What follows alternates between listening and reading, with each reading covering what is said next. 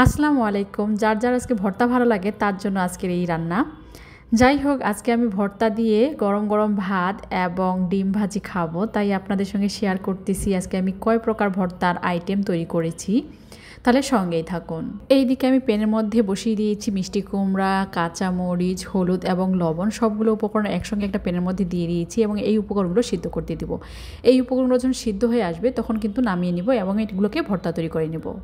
এইদিকে মিষ্টি কুমড়ার পানিটা কিন্তু দেখেন অনেকটা কমে এসেছে এবং মিষ্টি কুমড়াগুলো কিন্তু অনেক সিদ্ধ হয়ে গেছে, অনেকটা নুসফুস হয়ে গেছে। এবার নামিয়ে নেব। যতক্ষণ পর্যন্ত না এই মিষ্টি কুমড়াগুলো ঠান্ডা হয় ততক্ষণ পর্যন্ত কিন্তু আমি অপেক্ষা করব এবং তারপর ভর্তা করে নেব।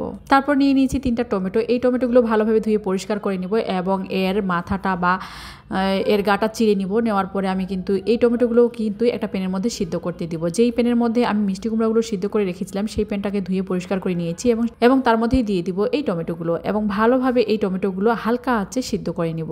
কোনো প্রকার পানি ছাড়াই এই টমেটোর পানি দিয়েই কিন্তু এই টমেটোগুলো সিদ্ধ হয়ে যাবে। অবশ্যই হালকা আঁচে এই টমেটোগুলো সময় নিয়ে একটু সিদ্ধ করে নিতে হবে। এই টমেটোর ভর্তা খেতে গেলে কিন্তু একটু সময় লাগে এবং প্যানটা কিন্তু একটু পুড়েই যায়, দেখতে কিন্তু অনেকটা বিশ্রী লাগে, কিন্তু খেতে এই ভর্তাটা যা অসাধারণ লাগে আপনাকে বুঝাইতে পারবো না। যাই হোক, একটু কষ্ট হলেও কিন্তু এই ভর্তাটা খেতে অনেক বেশি টেস্টি। আমার টমেটোগুলো কিন্তু অনেকটাই হয়ে গেছে, এবার আমি নামিয়ে নিব এবং ভর্তা তৈরি করে নেব। এইদিকে মিষ্টি কুমড়ার ভর্তাটা করে নিচ্ছি এবং দেখেন মিষ্টি কুমড়ার ভর্তাটা কিন্তু কতটা সুন্দর হয়েছে এবং লবণ চালটা চেক করে নিয়েছি। আর এইদিকে নিয়েছি টমেটোগুলো আমি সুন্দর করে মেশ করে নিয়েছি। আর এই মিষ্টি কুমড়ার মধ্যে কিন্তু আমি মরিচের পরিমাণটা একটু বেশি দিয়ে দিয়েছিলাম, যাতে করে আমি এই মরিচটা আমি টমেটোর মধ্যে বা টমেটোর ভর্তার মধ্যে ইউজ করতে পারি। তার জন্য এই মিষ্টি কুমড়া থেকেই আমি মরিচগুলো নিয়ে নিয়েছি এবং টমেটোর ভর্তার মধ্যে দিয়ে দিব। এবার এই উপকরণগুলো ভালোভাবে মিক্স করে নেব এবং লবণ চালটা চেক করে নেব। এবার কুমড়ার ভর্তার মধ্যেও দিয়ে দিয়েছি ধনেপাতা, পেঁয়াজ এবং সরিষার তেল দিয়ে এটাকে মিক্স করে নিব এবং লবণ ঝাল অবশ্যই চেক করে নিতে হবে। আমি কিন্তু টমেটোর ভর্তাটাও একটু আগে পেঁয়াজ ধনেপাতা দিয়ে মিক্স করে নিলাম। যাই হোক, আমার 2 প্রকার ভর্তা হয়ে গেল।